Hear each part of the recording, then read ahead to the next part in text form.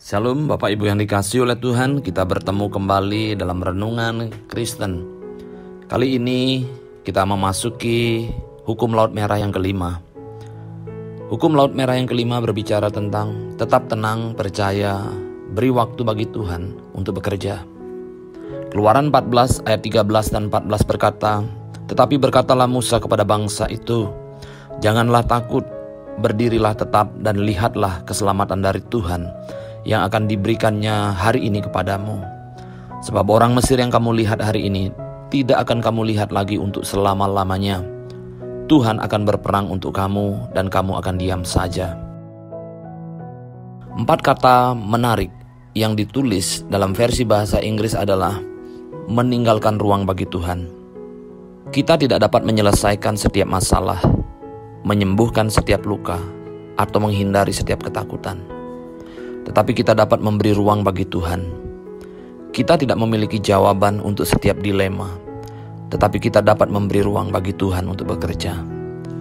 Kita tidak dapat melakukan hal yang mustahil, tetapi Dia melakukan jauh lebih banyak daripada yang kita doakan atau pikirkan.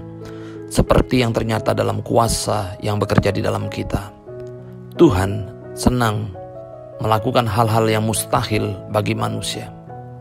Musa memberitahu orang Israel, janganlah takut, berdirilah tetap dan lihatlah keselamatan dari Tuhan yang akan diberikannya kepadamu hari ini. Sebab orang Mesir yang kamu lihat hari ini tidak akan kamu lihat lagi untuk selama-lamanya. Tuhan akan berperang untuk kamu dan kamu akan diam saja. Inilah yang dimaksudkan dengan ungkapan Alkitabiah, nantikanlah Tuhan. Serahkan situasi Laut Merah yang kau hadapi hari ini kepadanya dalam doa.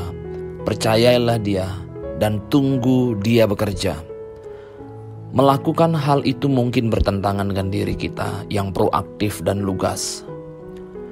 Tetapi migrain modern ini dapat disembuhkan dengan dosis yang tepat dari kitab Mazmur 37 ayat 7 sampai dengan 8. Berdiam dirilah di hadapan Tuhan dan nantikanlah Dia.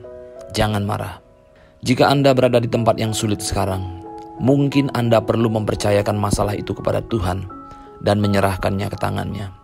Dia sendiri yang dapat menyerbu yang tidak tertembus, merancang yang tidak mungkin, dan melakukan yang tidak mungkin. Dia mampu membelah air di lautan merah. Jangan takut. Di saat-saat kesulitan besar adalah bijaksana untuk menjaga agar roh kita tetap tenang. Karena saat itu kita berada dalam kerangka terbaik untuk melakukan pekerjaan kita dan mempertimbangkan pekerjaan Tuhan.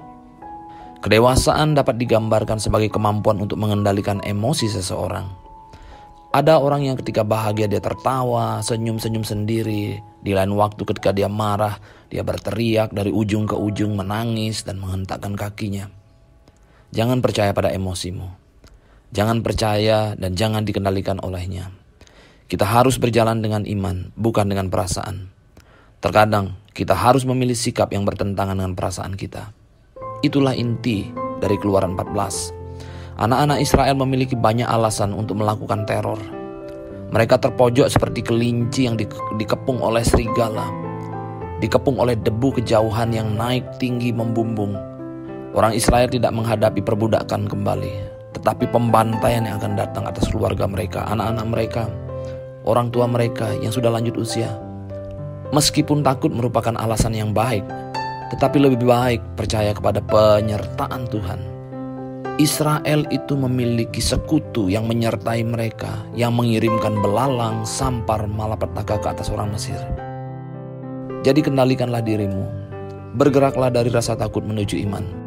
Percayalah, karena Allah memperhatikan engkau dan akan terus bekerja untuk Anda. Dalam kesusahan hidup kita terjebak oleh Laut Merah. Kita harus belajar mempercayai Tuhan. Ketika engkau menghadapi gunung-gunung kesusahan, gunung-gunung pencobaan, engkau harus memberi ruang bagi Allah untuk bekerja. Bukankah Allah telah berjanji bahwa Dia turut bekerja untuk mendatangkan kebaikan bagi orang-orang yang mengasihinya? Selidikilah kitab suci. Anda akan menemukan bahwa ini adalah salah satu kebenaran yang paling sering diulang di dalam Alkitab kita. Ada beberapa contoh yang bisa saya ambil. Ulangan 1 ayat 29-31 berkata, janganlah gemetar, janganlah takut kepada mereka. Tuhan Allahmu yang berjalan di depanmu. Dialah yang akan berperang untukmu, sama seperti yang dilakukannya bagimu di Mesir di depan mata. Ulangan 3 ayat 22 berkata, janganlah takut kepada mereka, sebab Tuhan Allahmu dialah yang berperang untukmu. Ulangan 31 ayat 6 berkata, kuatkanlah dan teguhkanlah hatimu, janganlah takut, jangan gemetar karena mereka, sebab Tuhan Allahmu dialah yang berjalan menyertai engkau. Ia tidak akan membiarkan engkau dan tidak akan meninggalkan engkau. Dan supaya segenap jemaah ini tahu bahwa Tuhan menyelamatkan bukan dengan pedang ataupun lembing, sebab di tangan Tuhanlah pertempuran, dan Ia pun menyerahkan kamu ke dalam tangan kami. 1 Samuel 17 ayat 47. Ketika komunis menyerbu Cina setelah Perang Dunia Kedua, 1000 misionaris dari China Inland Mission terjebak di balik tirai bambu. China Inland Mission memerintahkan evakuasi total pada tahun 1951. Tetapi apakah sudah terlambat? Komunis tidak segan-segan membunuh. Arthur dan Wilda Matthews mengajukan permohonan visa untuk keluar dari China pada tanggal 3 Januari. Kondisi kehidupan mereka memburuk. Hari-hari berlalu tanpa ada tindakan. Sementara ribuan warga dieksekusi di lapangan atletik kota setiap hari. Dari dapur Wilda, dia mendengarkan tembakan. Ketegangan menjadi tak tertahankan dan dia diliputi oleh rasa takut. Minggu 21 Maret 1951. Demikian ia kemudian menyebutnya Paskah Hitam. Wilda menyelinap kebaktian gereja Paskah. Di situ dia membuka mulutnya untuk berkata, "He lives." Tidak ada kata yang keluar. Kembali ke rumah dia jatuh di bagasi. Jari-jarinya gemetar. Kemudian dia membuka kitab 2 Tawarik 20. Pertempuran itu bukan milikmu, tetapi milik Tuhan.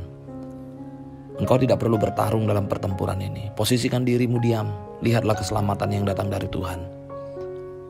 Jangan takut dan gentar. Wilda berpegang teguh pada kata-kata itu. Dan 2 minggu kemudian dia menulis, konfliknya sangat buruk, tetapi kedamaian dan ketenangan berkuasa sekarang. Selama 2 tahun berikutnya, keluarga Matthews dan Hilda berulang kali menghadapi situasi berbahaya. Bayi mereka dalam bahaya, dapur mereka kosong, musuh mengelilingi mereka. Tetapi Arthur dan Wilda menyerahkan setiap situasi satu demi satu ke tangan Tuhan. Ajaibnya, dalam waktu Tuhan, semua misionaris CIM keluar tanpa satu pun menjadi martir. Dan yang terakhir adalah keluarga Arthur Matthews. Ini mungkin eksodus terbesar setelah kitab Keluaran. Seringkali kita tidak dapat memecahkan masalah, menyembuhkan luka, mengubah keadaan, memenangkan pertempuran sendirian. Kita harus berlutut dalam doa, lalu berdiri untuk melihat apa yang Tuhan lakukan bagi kita. Kita harus meninggalkan ruang untuk Tuhan, tetap tenang, dan memberi Dia waktu untuk bekerja. Kiranya renungan kali ini akan memberkati kita semua. Amin.